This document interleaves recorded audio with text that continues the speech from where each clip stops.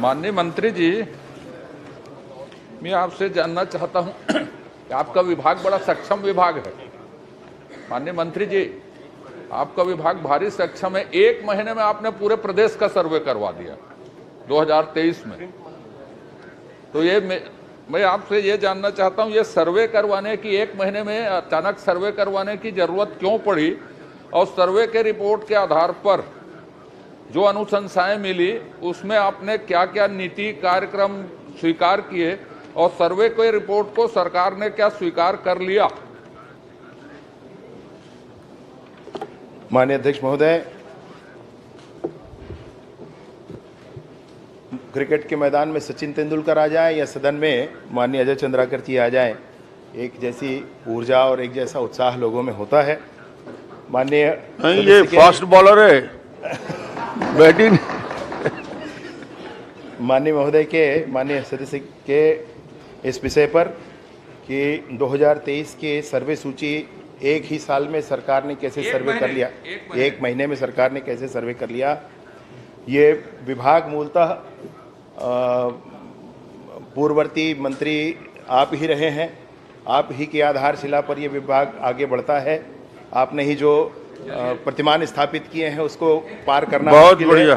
ठीक, मैं आपसे ये जरूर कहना चाहता हूं कि ये जो सर्वे हुआ है, इस सर्वे के आधार पर इसका फिर से भौतिक परीक्षण नहीं हुआ है, परंतु इसमें जो 0 कमरों के मकान हैं, कच्चे कमरों वाले, उन आवास के लिए भौतिक सत्यापन भी किया गया है और उनको स्वीकृत भी किया गया है। मैं आपको जरूर बताना चाहता हूं। नहीं माननीय, आप सिर्फ मकान में केंद्रित हो गए। मैंने ये पूछा है कि 1 महीने के सर्वे में आपको सर्वे की जो जो रिपोर्ट मिली है उसके आधार, उस सर्वे रिपोर्ट को क्या आपने स्वीकार कर लिया, और उस आधार पर आपने क्या नीति कार्यक्रम बनाए, आपने लिखा है उसमें, और क्या बजट उसके लिए निर्धारित किया? यदि मैं पूछूंगा कि सिर्फ आवास का, तब आवास का विषय आएगा। अभी तो मैंने पूरे सर्वे के बारे में पूछा है आपसे, आवास तक अभी पहुंचा नहीं हूं मैं। माननीय अध्यक्ष महोदय, इसी विषय पर मैं आपसे कह रहा था कि सर्वे हुआ है, डाटा सामने आया है, और उसका अंतिम भौतिक सत्यापन ये होने के बाद उसकी स्वीकार्यता की बात आती है। भौतिक सत्यापन उसमें से एक पोर्शन का किया गया, बाकी डाटा का भौतिक सत्यापन नहीं किया गया। और वो 47,090 ऐसे लोग थे जिनको चिन्हांकित करके, जिनका सर्वे में आया था कि इनके पास एक भी कच्चा मकान रहने के लिए नहीं है, उस पोर्शन का सत्यापन करके, उसको स्वीकार करके और उस पर योजना बना करके काम किया गया है। ये पूरी योजना के पूरा सर्वे होने के बाद आपने एक अंश का ही भौतिक सत्यापन के आधार पर करवाया, क्योंकि जो बाकी आपके सर्वे के रिपोर्ट हैं वो बड़े शर्मनाक हैं। तो उस पर फिर भौतिक सत्यापन सरकार ने क्यों नहीं करवाया? जब सिर्फ आवास भर का क्यों करवाया, इसका कारण मुझको बता दीजिए। क्योंकि आप परिशिष्ट आप पढ़ेंगे तो छत्तीसगढ़ की स्थिति तो बड़ी बदतर है, फिर आपके उसके सत्यापन आपने क्यों नहीं करवाया? और आवास जो आपने दिया है, ये लोग प्रधानमंत्री आवास, मुख्यमंत्री आवास बोल रहे थे, क्या मुख्यमंत्री आवास नाम की योजना चालू की गई उसके लिए, कि कोई दूसरा योजना बनाई गई जिसका वित्त पोषण आप स्वयं करेंगे कि केंद्र सरकार करेगी?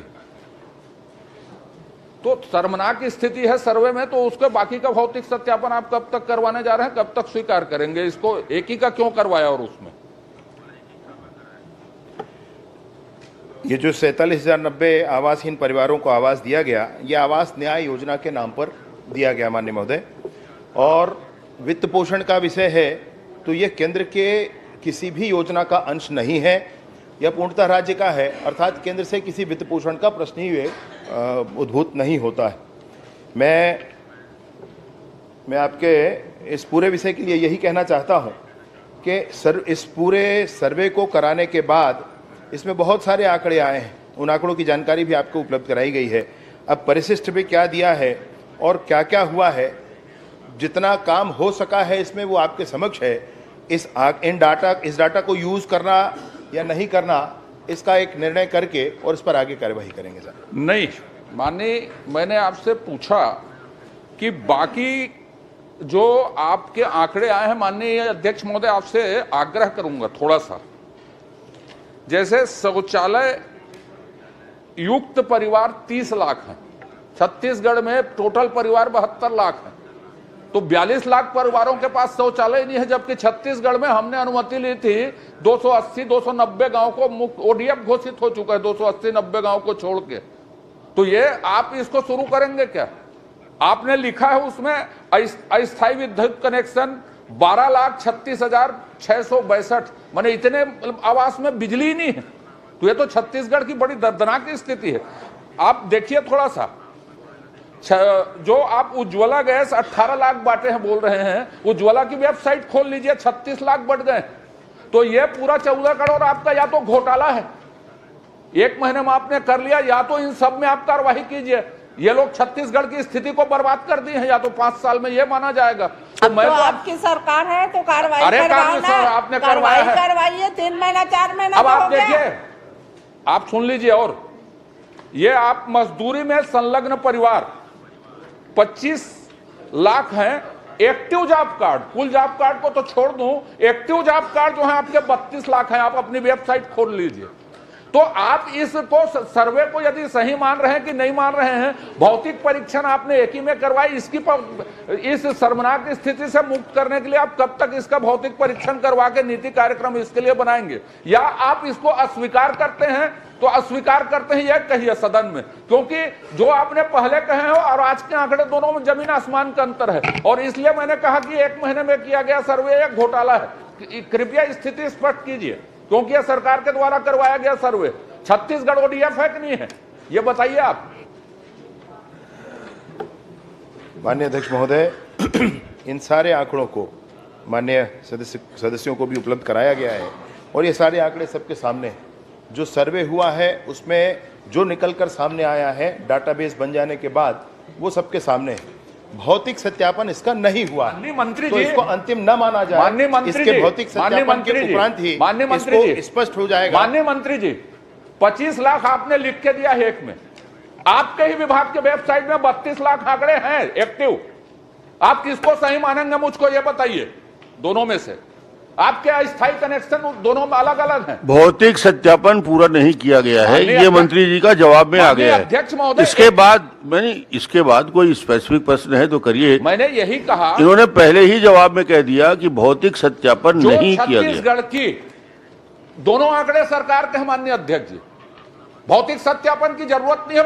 भौतिक सत्यापन दिख रहा है, सरकार के वेबसाइट में जॉब कार्ड के आंकड़े दिख रहे हैं, स्थायी कनेक्शन के आंकड़े दिख रहे हैं, आवासहीन के आंकड़े दिख रहे हैं, सबके आंकड़े दिख रहे हैं, बेरोजगारों के आंकड़े दोनों में आज अलग अलग मंत्री जी ने बताया। प्रश्न करिए ना।